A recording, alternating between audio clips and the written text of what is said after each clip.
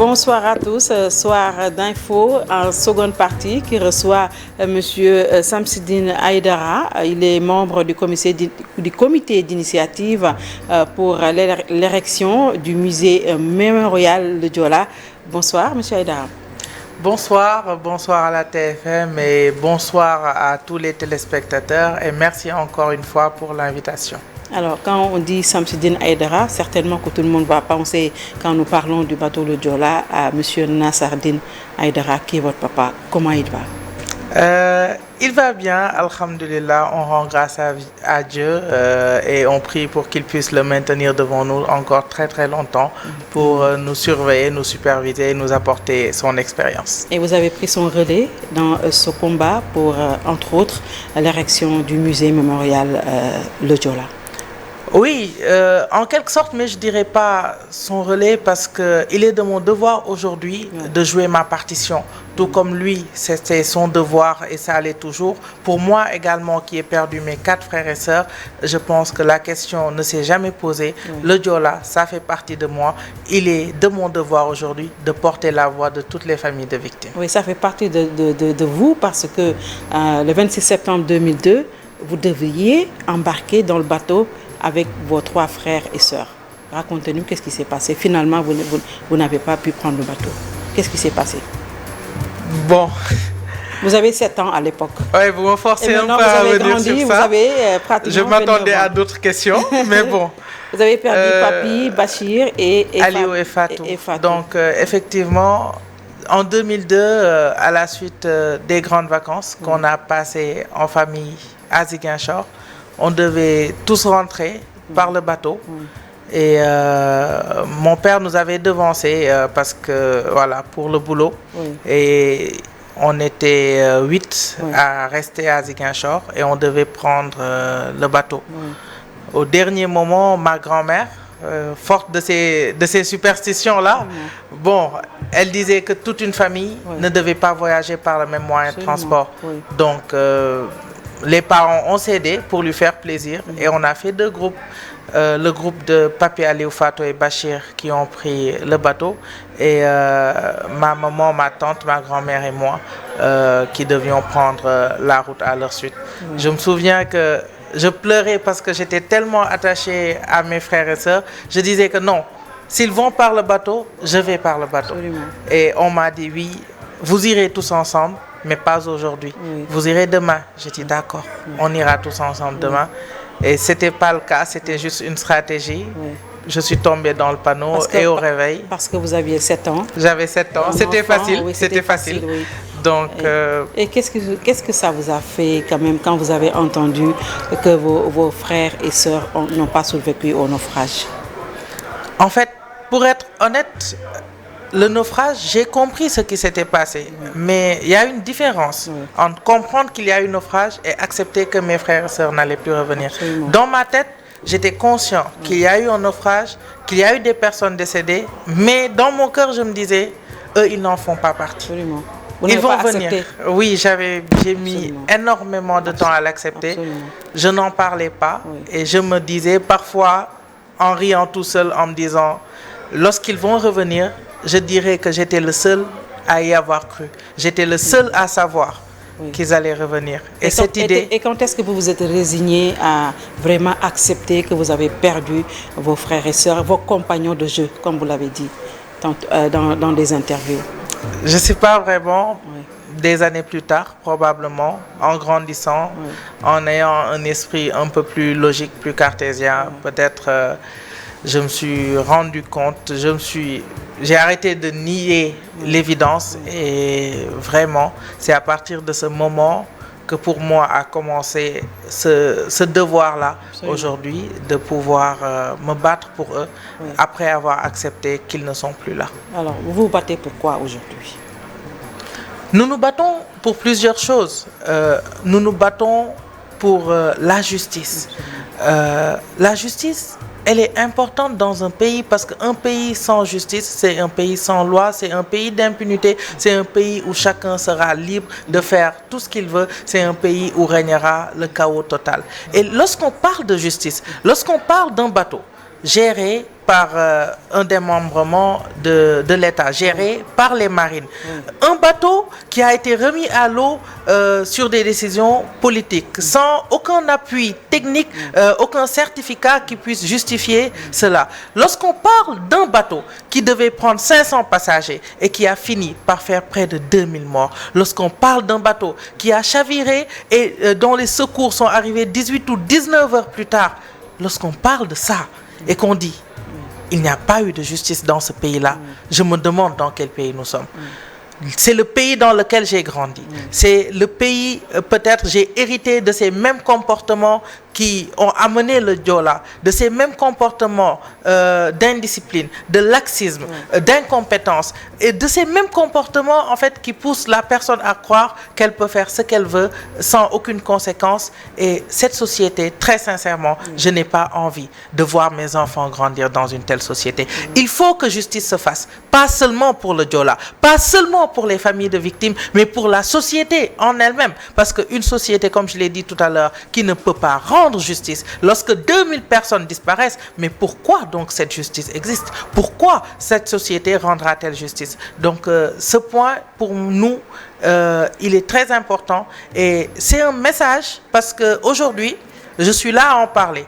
Mon père en a parlé avant moi. D'autres comme Feu Idrissa Diallo ont combattu pour ça. Et il disait, ça me marquait lorsque je suivais ses interventions à la télé. Il disait, un jour... Feu Idrissa Diallo qui a perdu ses 3 enfants. Il a perdu ses 3 enfants, l'ancien maire d'Alifor. Oui. Donc, il disait, un jour, peut-être qu'on aura un orphelin du Diola à la tête de ce pays. Et ce jour-là, justice sera rendue. Il leur disait, vous avez intérêt à ce que justice se fasse maintenant, pendant que vous pouvez vous défendre. Parce que demain, justice sera rendue à un moment où peut-être que vous ne serez plus là. Mais et sauf ça, que ça me dit quand même quelque part, est-ce que l'État, sous le magistère d'Abdoulaye Wade, bien entendu, a demandé, vous avez mis sur deux échelons, soit aller en procès, ou réparation. La plupart d'entre eux quand même avaient accepté les 10 millions. Ça c'est pas une question. Et c'est cela qui a fait que le dossier même a été classé. Pas du tout, je suis pas d'accord parce qu'aujourd'hui cette indemnisation là, mais un État qui après de telles fautes se retrouve dont la responsabilité est indéniable, mais l'État a le devoir d'indemniser. Ça, c'est différent de la justice. C'est deux choses qui sont totalement différentes. On ne peut pas dire parce qu'on indemnise, il n'y aura pas justice. Et d'ailleurs, il y a beaucoup de familles, dont la mienne, qui ont refusé cette indemnisation-là. Je trouve que ceux qui ont accepté l'indemnisation, ils en ont le droit et l'État a le devoir d'indemniser. Ceux qui n'ont pas accepté cette indemnisation-là également en ont le droit parce qu'ils cherchent autre chose. Comme votre papa qui n'a pas accepté d'être indemnisé. Parce que aujourd'hui, n'a pas pris les 40 millions. C'est pas une question d'argent. C'est une question de vie humaine. À combien peut-on évaluer une vie humaine? Elle n'a pas de prix. Donc si on veut mettre un prix sur les victimes du Diola, je pense que ça, il n'y a pas pire humiliation pour notre nation, pour notre société entière. Si la société accepte de tels comportements, c'est que cette société doit être changée totalement. Sauf qu'on a dit quelque part également que la responsabilité pénale incombait au commandant du navire, alors que lui également, il a été porté disparu depuis lors. Le commandant Diarra. Il était une victime aussi.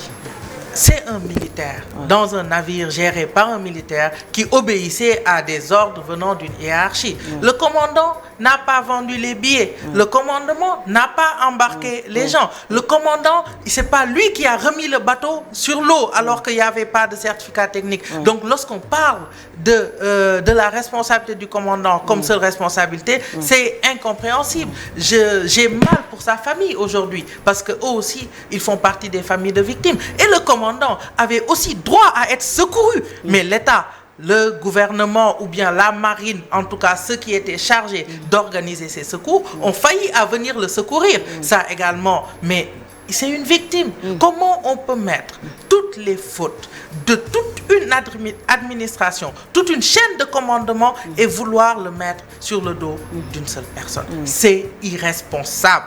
Et cette irresponsabilité-là, pour nous, c'est ce qui a été le plus marquant dans ce dossier, sous les deux régimes en tout cas, celui de Maître Abdoulaye Wade et celui du président Macky Sall. Est-ce que vous avez espoir avec Macky Sall que le dossier pourrait être rouvert? Honnêtement, et là je parle de mon sentiment propre, je n'attends pas que le dossier soit réouvert sous Macky Sall. Pourquoi? Tout simplement parce que le président Macky Sall, dès 2002, il a été impliqué dans cette affaire en prenant l'intérim du ministère des Transports. Il a cheminé dans des postes de responsabilité depuis lors qui lui ont permis d'avoir connaissance de tout le dossier du Joola. En 2012, on avait espoir. On avait gros espoir. D'ailleurs, les premières commémorations, le gouvernement l'a marqué de manière forte avec la présence du Premier ministre de l'époque, du ministre de la Culture. Vraiment, à ce moment-là, on criait presque de joie. 10 ans après, rien n'a été fait. Donc, franchement. Rien n'a été fait par rapport à quoi? Par rapport. Quelles sont vos doléances à part déjà, la on parlait sur le point de la justice. Rien n'a été fait. Sur le cadre du renflouement, c'est comme si on le passait sous silence. On a perdu nos proches et de tierces personnes ont décidé qu'ils devaient être laissés en pleine mer, qu'ils n'avaient pas le droit à une sépulture correcte, qu'on n'avait pas le droit de les enterrer dignement, de leur offrir les cérémonies que mérite toute personne qui perd la vie dans la société dans laquelle nous vivons aujourd'hui. Donc, 20 ans après, vous êtes toujours pour le renflouement du bateau? Mais bien sûr. Tout à l'heure, je suivais sur vos antennes un reportage où brièvement on a parlé des tombes vides de Saint-Lazare. Donc ces tombes vides, je vais vous raconter leur histoire parce que c'est un homme à qui ses enfants ont demandé un endroit pour pouvoir prier pour leur maman qui a disparu. Leur maman dont le corps n'a jamais été retrouvé. Il a pu faire certaines démarches et demander cette autorisation-là. Et à la suite, il y a d'autres qui ont suivi. Tout simplement parce que dans notre culture, dans leur culture, il est important de se recueillir sur la tombe de ses proches. Il est important pour nous tous. Aujourd'hui, si on perd un parent, mais d'ailleurs, la question se pose, où est-ce qu'on l'enterre? Et généralement, on se dit, si on l'enterre loin, c'est pas bon, parce que la famille ne peut pas se rendre là-bas. Ça montre l'importance que ça a aujourd'hui dans notre société. Donc, 20 ans après, ça ne change pas. Il y a des familles aujourd'hui... Est-ce que le renflouement du bateau ne peut pas créer un autre drame 20 ans après quand même ce naufrage? Le drame, on l'a en nous. Le drame, il y en a certains qui chaque jour, lorsqu'ils sont près de la mer, le ressentent en eux. Il y en a certains, à chaque fois au mois de septembre, le ressentent en eux. Le drame, il est en nous. Ce n'est pas le renflouement qui va réveiller une plaie qui n'a jamais cicatrisé. Est-ce que justement ces personnes n'ont pas justement besoin d'un appui psychologique que d'un renflouement qui va laisser la plaie encore l'un n'exclut pas l'autre. béante? L'un n'exclut pas l'autre. Beaucoup de gens ont peut-être eu besoin depuis 2002, d'un certain appui psychologique qu'ils n'ont pas eu. Peut-être que la chance qu'on a, c'est qu'on est dans une société quand même où les gens vivent ensemble, les gens se parlent, les gens se soutiennent. Et ça a peut-être joué pour beaucoup de familles. Mais tout le monde n'a pas cette chance-là non plus. Mais sauf que l'État avait quand même promis sur bien des choses, sur la prise en charge, les pupilles de la nation, tout ça. Où est-ce que vous en êtes? Les promesses de l'État... Lorsqu'il y a des velléités, en tout cas, de les appliquer, elles ne sont jamais complètes. Je suis désolé. Dans le cadre des pupilles, je ne veux pas parler de pupilles, je vais parler d'orphelins du Joola. Parce que seule une minorité parmi les 1900 recensés au départ ont été considérés comme étant pupilles. Une minorité, c'est-à-dire? Une minorité, selon les derniers chiffres qui ont été portés à ma connaissance, au total, 720 si je ne m'abuse. Sur les 1900. Sur les 1900. Le premier décret, je pense, c'était 691 ou 96, je n'ai pas le chiffre exact. Et ensuite, il y a eu 2 autres décrets qui ont inclus des orphelins du Joola pour un total de 720. Maintenant, ces enfants-là, ces 720, qu'est-ce qu'ils ont de plus que les autres? C'est juste que la prise en charge a commencé 10 ans après. 10 ans après, donc tous ceux qui avaient plus de 8 ans en 2002 n'étaient plus mineurs, donc n'ont pas été pris en charge. Donc tu vas dire par exemple à un enfant qui a eu 9 ans, à 9 ans a perdu son père, qu'il n'est pas pupille de la nation parce que l'État a tardé. L'État a mis 10 ans à tenir sa promesse. Et ça a créé un autre drame social. C'est un drame social. On a des cas, on a énormément de cas. Il y a le cas d'une fille qui avait, je pense, 10 ans ou 11 ans à l'époque et qui...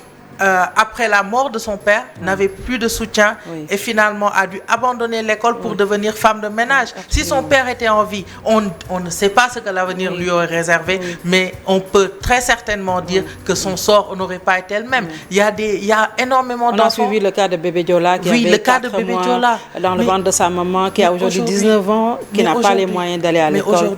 Sa maman toute meurtrie, vraiment quand on la regarde, on sent qu'elle est psychologiquement affectée. Tout comme bébé Diola. 20 ans après, c'est injuste de dire que vu que la personne est maintenant adulte, on ne lui doit plus rien. Parce que à cause de ce manque de prise en charge, la personne a eu un faux départ. La chance que les autres ont eu, lui, il est parti avec un déficit, un handicap social qu'il n'a jamais su rattraper. Donc aujourd'hui, 20 ans après, les réparations sont toujours de mise. Mais qu'est-ce qui explique ce manque de volonté quand même de l'État? Est-ce qu'il y a des velléités de vouloir faire tomber le drame dans l'oubli? Le drame du naufrage du bateau le Joola. Je pense que le naufrage a été quand même un choc pour l'État à cette époque. Parce que nous le savons, personne ne peut souhaiter un tel drame. Mais face à ce drame, leur réaction a tout bonnement été de l'effacer, de faire comme si le Joola n'avait jamais existé. C'est comme si on a une tache sur sa chemise et on essaie de la laver.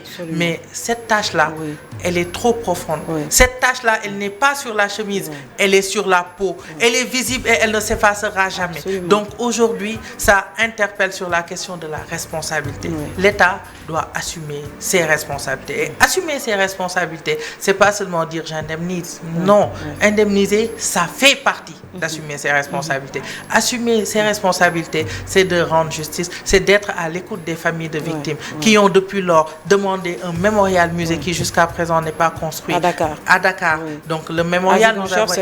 À Ziguinchor, c'est pas encore fait. C'est en cours de construction et ça aurait dû être prêt aujourd'hui, mais tel n'est pas le cas. Mais même à Ziguinchor aujourd'hui, on déplore qu'on a été totalement mis à l'écart du processus de réflexion et tout. On est en train de faire quelque chose pour nous et sans nous. On a fait des propositions pour le mémorial jusqu'à ce que ça aboutisse à l'entame de cette construction à Ziguinchor avec la promesse d'un mémorial futur à Dakar. On avait convenu d'une manière de faire inclusive par rapport aux associations et on était intégré dans les différents comités qui devaient prendre les décisions. On n'a pris aucune décision, on n'a jamais été au courant, on ne sait pas ce qui se passe et on ne sait pas quel sera le contenu de ce mémorial qu'on a nous-mêmes demandé. Tu fais quelque chose pour nous et sans nous. Mais c'est quoi la logique? Comme on le dit souvent, c'est contre nous. Absolument. Donc, on ne le comprend pas. Allez, quel est votre dernier mot, Samsidine?